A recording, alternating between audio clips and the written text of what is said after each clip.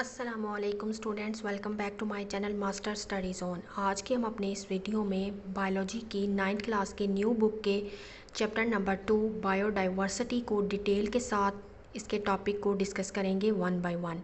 अपना lecture start करने से पहले मैं आपको बता दूं कि आपको मेरे प्रीवियस जो हमने चैप्टर नंबर 1 को डिटेल के साथ डिस्कस किया उसमें कोई प्रॉब्लम हो या जो हमने उसकी एक्सरसाइज को डिटेल के साथ सॉल्व किया आपको उसमें कोई कन्फ्यूजन हो तो आप मुझे कमेंट सेक्शन में मैसेज कीजिए। आपकी जो भी प्रॉब्लम होगी इंशाल्लाह मैं उसको सॉल्व करने की पूरी कोशिश करूँगी। हमारा सेकंड चैप्टर है बायोडाइवर्सिटी। फर्स्ट ऑफ ऑल हम इसकी टर्म को समझते हैं। बायोडाइवर्सिटी का मतलब क्या होता है? तो बायो का मतलब है लाइफ और डाइवर्सिटी का मतलब है वैरायटी, यानी कि वैरायटी ऑफ ऑर्गेनिज्म जिसमें प्लांट्स और एनिमल्स दोनों होते हैं। फर्स्ट आपने इसकी डेफिनेशन करनी है बायोडाइवर्सिटी की। Biodiversity means the variety of organism in particular area, यानी किसी खास इलाके में ऑर्गेनिज्म की जो वैरायटी पाई जाती है उसको हम बायोडाइवर्सिटी कहते हैं। बायोडाइवर्सिटी के अंदर डिफरेंट किस्म के ऑर्गेनिजम्स जो हैं वो प्रेजेंट होते हैं। नेक्स्ट है इम्पॉर्टेंस ऑफ बायोडाइवर्सिटी। ये बहुत ज़्यादा इंपॉर्टेंट टॉपिक है शॉर्ट और लॉन्ग क्वेश्चन के हवाले से कि बायोडाइवर्सिटी की इम्पॉर्टेंस क्या है।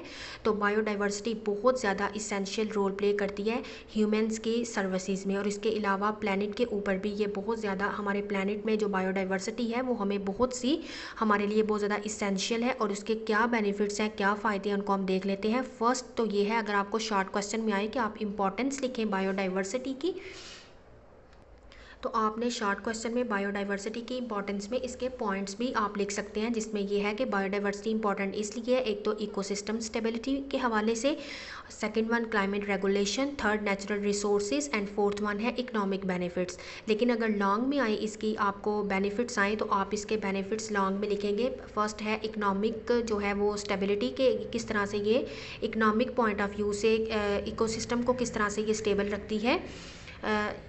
तो उसमें आप लिखेंगे कि बायोडाइवर्सिटी बहुत ज़्यादा हेल्प करती है और मेंटेन करती है इकोसिस्टम के अंदर बैलेंस को, और बहुत ज़्यादा इंपॉर्टेंट रोल प्ले करती है ये बायोजियोकेमिकल साइकिल्स के हवाले से, कि ये बायोजियोकेमिकल साइकिल जैसे कि कार्बन साइकिल और नाइट्रोजन साइकिल है उसको मेंटेन रखती है। जैसे कि नाइट्रोजन साइकिल की मैं आपको छोटी सी एग्जांपल दूँ कि किस तरह से नाइट्रोजन जो है वो एटमॉस्फेयर से ज़मीन तक पहुंचती है और ज़मीन में प्लांट्स उसको यूज़ करते हैं, और किस तरह से वो दोबारा से एटमॉस्फेयर में वापस चली जाती है। तो इस तरह से एक बैलेंस जो है वो मेंटेन रहता है। सेकंड है क्लाइमेट रेगुलेशन। प्लांट्स और एल्गी जो है वो कार्बन डाइऑक्साइड को एब्जॉर्ब करते हैं और इस तरह से इनका जो है रिटर्न भी उसको देते हैं, तो क्लाइमेट जो है वो बैलेंस रहता है। थर्ड वन है नेचुरल रिसोर्सेज।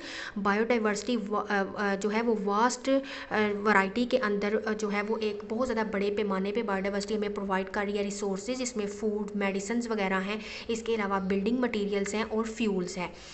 लास्ट है इकोनॉमिक बेनिफिट। इकोनॉमिक बेनिफिट्स क्या है कि बायोडाइवर्सिटी सपोर्ट करती है डिफरेंट इंडस्ट्रीज़ को, जिसमें एग्रीकल्चर, टूरिज्म और फार्मास्यूटिकल्स आ जाती हैं, यानी कि ये इकोनॉमिक पॉइंट ऑफ व्यू से भी बहुत ज़्यादा बेनिफिट्स दे रही है।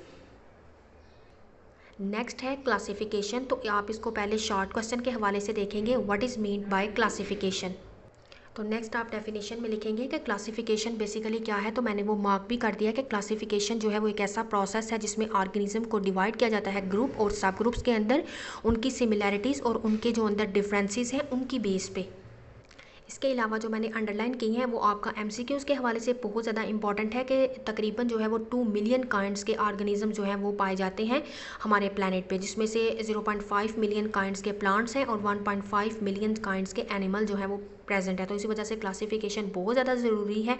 और नेक्स्ट हम इसके आगे एम्स देखते हैं और इंपॉर्टेंस भी देखेंगे कि क्यों ज़रूरी है। पहले तो इसके एम्स देखते हैं कि इसका मकसद क्या है ऑर्गेनिज्म को क्लासीफाई करने का। तो फर्स्ट जो मकसद है वो क्या है कि हम जान सकें उनके अंदर क्या सिमिलैरिटीज़ और क्या डिफरेंसेस हैं मुख्तलिफ ऑर्गेनिज्म के दरमियान में, और हमको ईजीली स्टडी कर सकें। सेकंड वन है कि हम ऑर्गेनिज्म के दरमियान में देख सकते हैं कि उनका एवोल्यूशनरी रिलेशनशिप क्या है, यानी उनका उनके एंसेस्टर्स के साथ, उनके आबाओ अजदाद के साथ जो है उनका क्या रिलेशन है।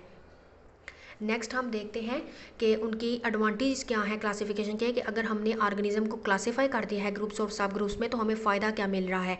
तो बायोलॉजिस्ट जो हैं वो जब ऑर्गेनिज्म को क्लासीफाई कर देते हैं उनके सिमिलैरिटी और उनके डिफरेंसेस की बेसिस के ऊपर, तो उनको आइडेंटिफाई करना उन ऑर्गेनिज्म को ज़्यादा ईजी हो जाता है कि वो उनके करेक्टरिस्टिक्स को ज़्यादा बेटर वे में स्टडी कर सकते हैं और उनकी एवोल्यूशनरी हिस्ट्री जो है वो इजीली स्टडी हो सकती है। इसके अलावा क्लासिफिकेशन प्रोवाइड कर देती है एक फ्रेमवर्क, एक ढांचा प्रोवाइड कर देती है कि हमने ऑर्गेनिज्म को जो डिफरेंट स्पीशीज़ हैं उनको किस तरह से कंपेयर करना है आसानी से, और उनको कंपेयरिंग करके उनकी किस तरह से उनके ऊपर स्टडी करनी है। थर्ड वन है कि हम उनके दरमियान में इंटर रिलेशनशिप क्या है, उनका दूसरे ऑर्गेनिज्म के साथ वो किस हद तक मिलते जुलते हैं, वो एक्सप्लेन करना ईजी हो जाता है। इसके अलावा ये बहुत ज़्यादा मदद देती है कि हम न्यू स्पीशीज़ को आइडेंटिफाई कर सकते हैं और समझ सकते हैं कि इनके एवोल्यूशनरी रिलेशनशिप क्या है, यानी कि ये पास्ट में किन ऑर्गेनिज्म के साथ मिलते जुलते थे और इनका हसब नसब क्या है, यानी कि किससे ये मिलते जुलते हैं। लास्ट है कि क्लासिफिकेशन बहुत ज़्यादा प्रोवाइड कर देती है हमें कॉमन लैंग्वेज बायोलॉजिस्ट को, और ताकि वो एक इफ़ेक्टिव वे में जो है वो ऑर्गेनिज्म की स्टडी को पॉसिबल बना सकें। उसके बाद आ जाता है टेक्सोनोमिक रैंक्स। तो ये शॉर्ट क्वेश्चन के हवाले में से भी आपको आ सकता है कि व्हाट आर टेक्सोनोमिक रैंक या डिफाइन टेक्सोनोमिक रैंक। तो ये आपने जो है इसको देखना है कि ऑर्गेनिजम्स को जो है वो ग्रुप की फॉर्म में उनको क्लासीफाई किया जाता है, जिसको कहते हैं टेक्सोनोमिक रैंक, और सिंगल इसको कहते हैं टैक्सॉन। ये एक स्वीडिश जो है वो बॉटनिस्ट था कॉरल लिनियस, जिसने ये आइडिया दिया और उसी ने ये टेक्सोनोमिक रैंक और क्लासिफिकेशन के सिस्टम से मुतारिफ करवाया 1735 में।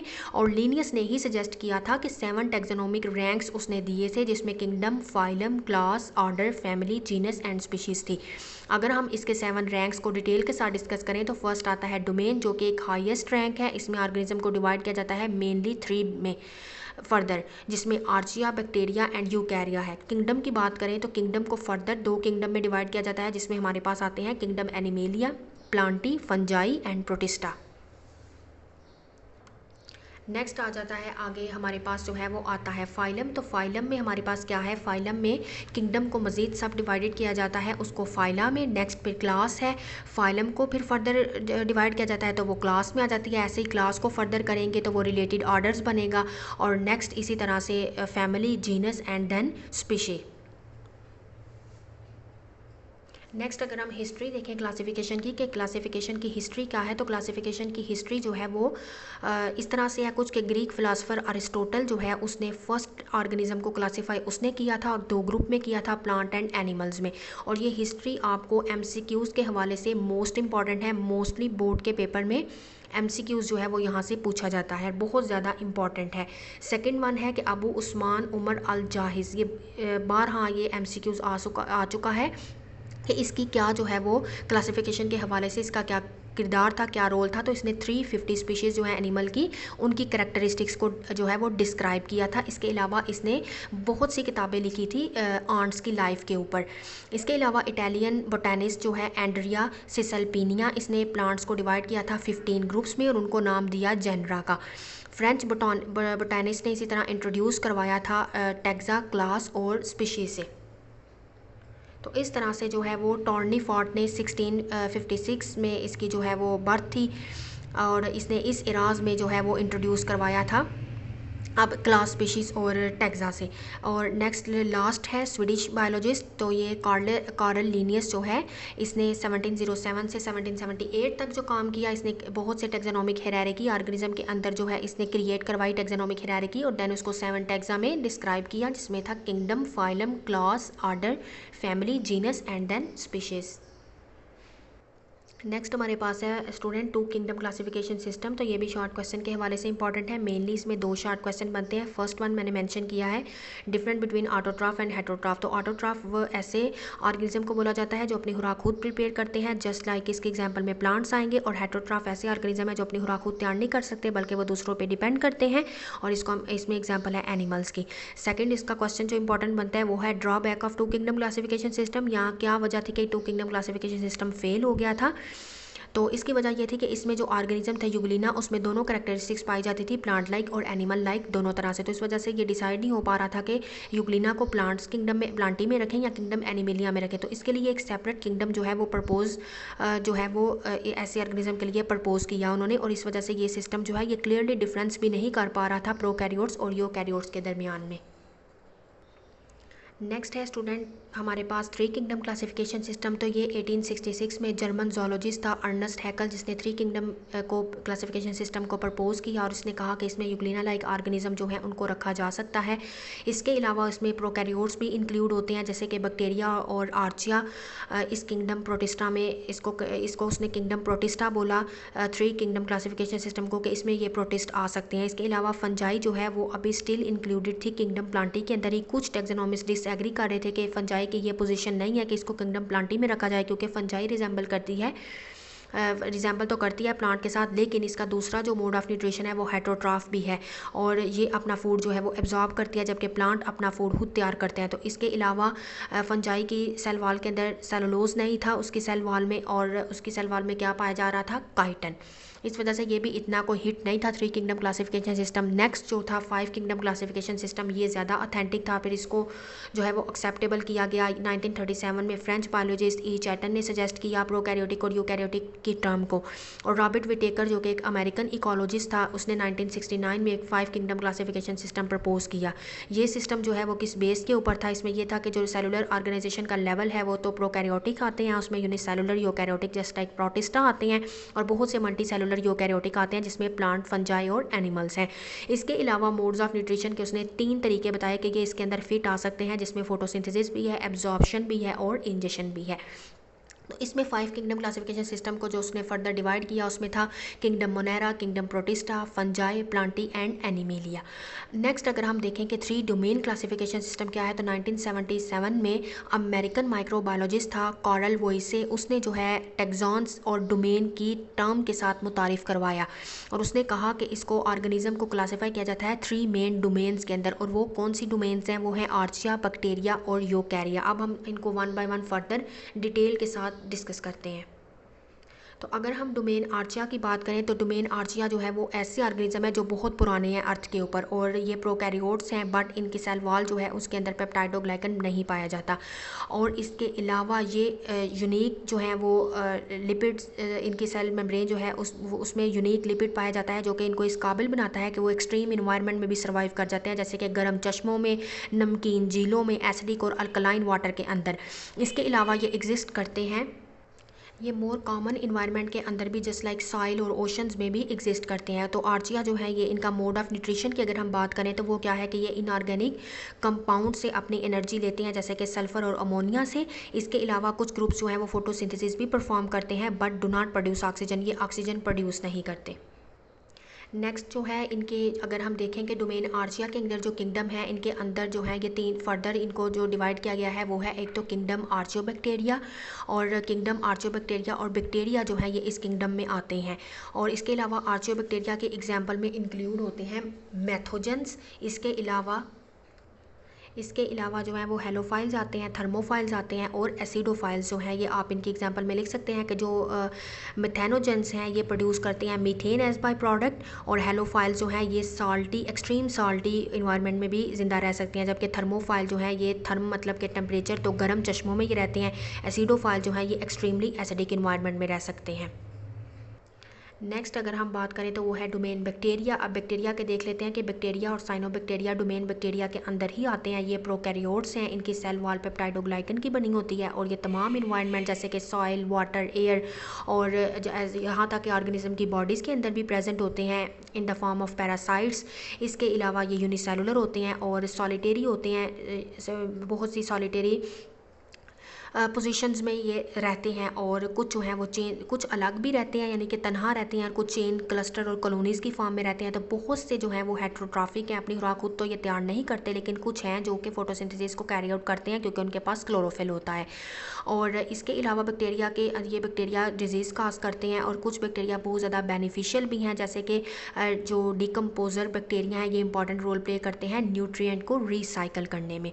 अगर हम डोमेन यूकैरिया की बात करें तो डोमेन यूकैरिया में हमारे पास यूनिसेलुलर और मल्टी सेलुलर यूकैरियोट्स आते हैं। ये कॉम्प्लेक्स यूकैरियोटिक्स जो हैं वो सेल्स हैं जिनके पास न्यूक्लियस भी होता है और मेम्ब्रेन बाउंडेड ऑर्गेनेल्स भी प्रेजेंट होती हैं।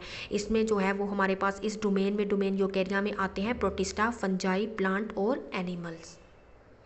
जी स्टूडेंट, तो नेक्स्ट हमारा टॉपिक है क्लासिफिकेशन ऑफ डोमेन यूकैरिया। तो यूकैरिया में फर्स्ट ऑफ ऑल है किंगडम प्रोटिस्टा, जो कि 5 किंगडम क्लासिफिकेशन सिस्टम भी इसको कहते हैं। तो किंगडम प्रोटिस्टा में जो है वो इंक्लूड होते हैं यूकैरियोट्स, और ये यूनिसेलुलर और कॉलोनियल होते हैं, यानी कि अलग भी रहते हैं, कॉलोनीज की फॉर्म में भी रहते हैं। कुछ मल्टी सेलुलर भी होते हैं क्योंकि इनके अंदर मल्टी सेलुलर सेक्स ऑर्गन्स पाए जाते हैं।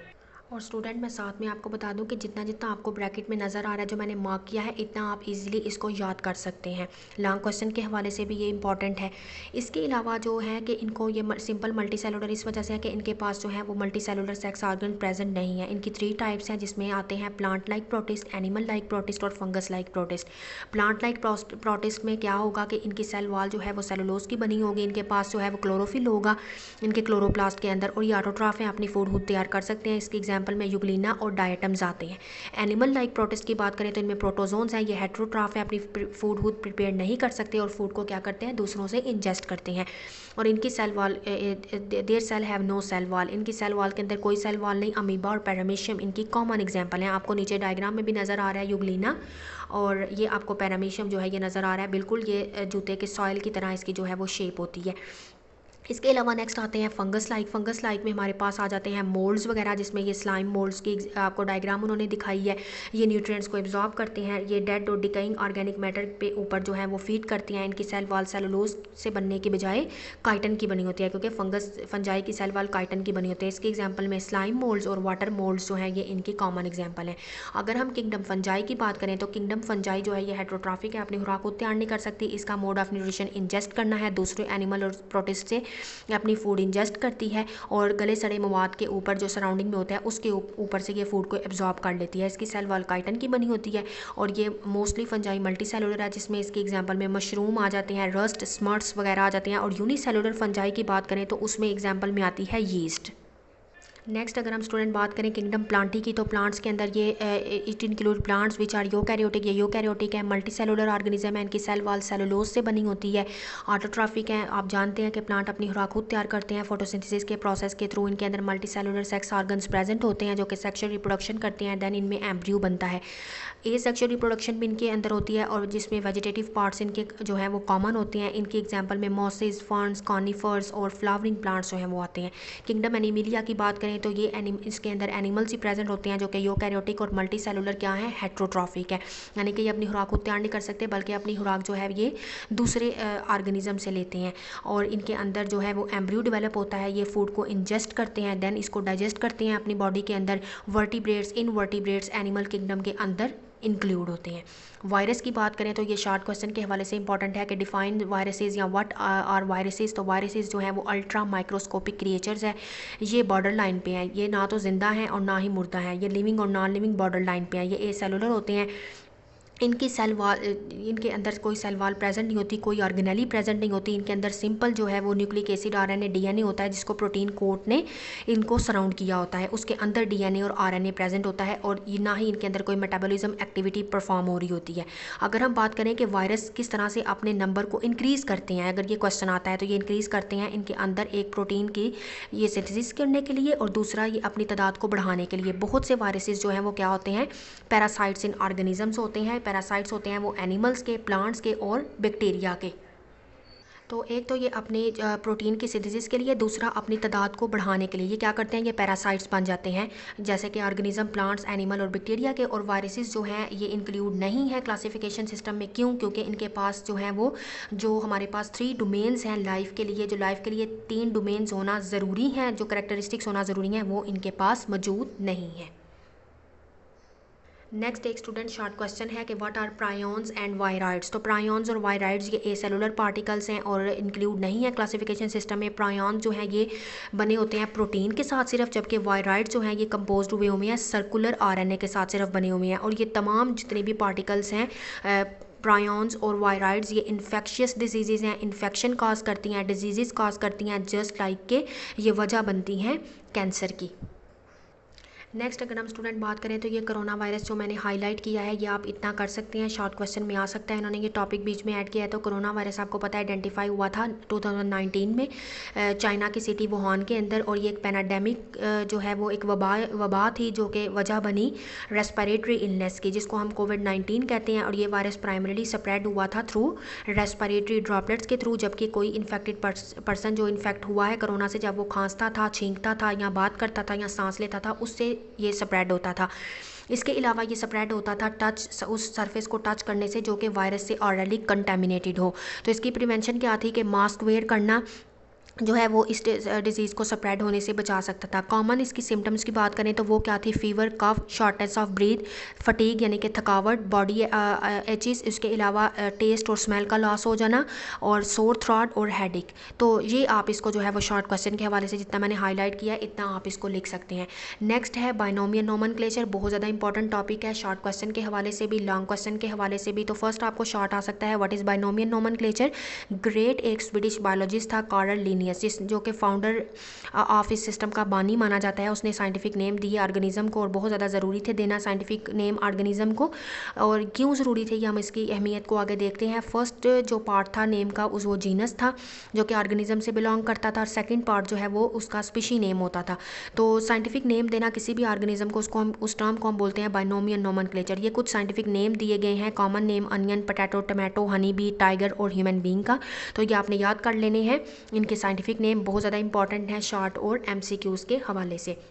अगर हम सिग्निफिकेंस की बात करें कि बाइनोमियल नोमेनक्लेचर की सिग्निफिकेंस क्या है, उसकी अहमियत क्या है, तो बाइनोमियल नोमेनक्लेचर जो है ये ऑर्गेनिजम्स जो हैं इसमें उनको साइंटिफिक नेम देना ऑर्गेनिज्म को बहुत ज़्यादा ज़रूरी था। दुनिया में जहाँ कहीं भी ऑर्गेनिज्म पाए जाते हैं उनको सेम साइंटिफिक नेम दिया गया। ये सिस्टम जो है ये एक स्टैंडर्ड वे ऑफ कम्युनिकेशन है, और पर्टिकुलरली जो बायोलॉजिस्ट हैं, चाहे वो चाइनीज़ हो, अरेबिक हो, स्पेनिश हो, इंग्लिश हो, उसके लिए ये बहुत ज़्यादा ज़रूरी है कि उसको साइंटिफिक नेम आते हो ताकि वो किसी उलझन का शिकार ना हो।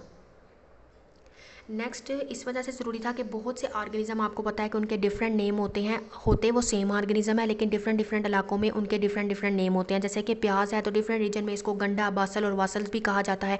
और इसके अलावा एक तो ये कन्फ्यूजन थी, तो फिर इस वजह से साइंटिफिक नेम देना ज़रूरी था कि चाहे साइंटिस्ट बिलोंग करता हो, चाइनीज़ हो, अरेबिक हो, स्पेनिश हो, इंग्लिश हो, जब उसको साइंटिफिक नेम आता होगा तो अगर वो सब एक पैनल में मौजूद किसी भी एक ऑर्गेनिज्म के ऊपर बात कर रहे हैं तो वो ईजिली रिकॉग्नाइज़ कर सकते हैं साइंटिफिक नेम लेके कि हम इस पे बात कर रहे हैं। कुछ केसेस में ऐसा होता था कि डिफरेंट ऑर्गेनिजम्स को जो है वो उसका कॉमन नेम जो है वो सेम होता था, जैसे blue bell dozen of plants के लिए भी यूज़ होता है और ब्लू बेल शेप फ्लावर के लिए। इसी वजह से वो जो सिमिलरली ब्लैक बर्ड है इसको हम क्रो भी बोलते हैं, और कुछ इलाकों में इसको रेवन भी कहा जाता था। तो इस वजह से जो है वो कन्फ्यूजन क्रिएट होती थी। तो इस कन्फ्यूजन से बचने के लिए जो है वो साइंटिस्ट ने एक जो प्रोसेस है, जो उससे सिस्टम है उससे मुतारिफ करवाया, जिसको बाइनोमियल नोमेनक्लेचर कहते हैं, जिसमें ऑर्गेनिज्म को क्या दिए गए साइंटिफिक नेम। तो कॉमन नेम जो है उनकी कोई साइंटिफिक बेस नहीं होती। फॉर एग्जांपल जैसे कि एक फ़िश है तो वो एक वर्टिब्रेट एनिमल है, उसके अंदर बैकबोन पाई जाती है, फिन्स और गिल्स प्रेजेंट होते हैं। लेकिन बहुत सी ऐसी फिशेज हैं जिनके अंदर ये कैरेक्टरिस्टिक नहीं है, लेकिन उनको फ़िश उनके नेम के साथ लगता है, जैसे silverfish, crayfish, jellyfish, starfish. तो ये हालांकि फ़िश की डेफिनेशन के ऊपर पूरा नहीं उतरती है। इस वजह से ज़रूरी था बाइनोमियल नोमेनक्लेचर कि ऑर्गेनिज्म को साइंटिफिक नेम दिया जाए। अब साइंटिफिक नेम देने के कुछ रूल्स हैं, बहुत ज़्यादा इंपॉर्टेंट हैं। ये क्या है कि first of all scientific name जो है वो तो लैटिन लैंग्वेज में होता है। हर साइंटिफिक नेम के दो पार्ट हैं, जीनस और स्पीशी। फर्स्ट नेम जीनस और सेकंड नेम स्पीशी है। और जो फर्स्ट नेम है जीनस उसको हमेशा कैपिटल लेटर में लिखते हैं, जबकि स्पीशी नेम को हमेशा स्मॉल लेटर से लिखा जाता है। हर साइंटिफिक नेम यूनिक होता है, और इसके अलावा जब उसको प्रिंट करते हैं साइंटिफिक नेम को तो उसको इटैलिक्स में प्रिंट किया जाता है। जबकि अगर हम हैंड रिटन फॉर्म में लिखेंगे तो जब भी साइंटिफिक नेम लिखेंगे उसको नीचे अंडरलाइन करेंगे। जिस तरह से मैंने ह्यूमन का साइंटिफिक नेम लिखा है होमो सैपियंस, तो मैंने उसको नीचे हैंड रिटन लिखा है तो मैंने उसको अंडरलाइन किया। लेकिन अगर मैं इसको लैपटॉप पे कहीं प्रिंट कर रही हूँ, इस नेम को टाइप कर रही हूँ, तो फिर मैं इसको किस में लिखूँगी, इटैलिक्स में लिखूँगी। तो ये कुछ रूल्स थे बाइनोमियल नोमेनक्लेचर के। जी स्टूडेंट्स, तो ये था हमारा आज का चैप्टर नंबर 2 बायोडाइवर्सिटी, जिसको हमने डिटेल के साथ डिस्कस कर लिया है। होपफुली कि आपको समझ भी आ गई होगी। अब इसकी जो एक्सरसाइज है वो मैंने डिटेल के साथ एक्सरसाइज इसकी सॉल्व करके और समझा के अपने यूट्यूब चैनल पर ऑलरेडी अपलोड कर दी है। आपको मेरी आज की ये वीडियो अच्छी लगे तो वीडियो को लाइक करें, ज़्यादा से ज़्यादा शेयर करें, मेरे चैनल को सब्सक्राइब कर लें ताकि इसी तरह के इन्फॉर्मेटिव और डिटेल लेक्चर्स आप तक पहले पहुंच सकें। इंशाल्लाह हम अपनी नेक्स्ट वीडियो में चैप्टर नंबर 3 को डिटेल के साथ डिस्कस करेंगे। तब तक के लिए अल्लाह हाफिज़।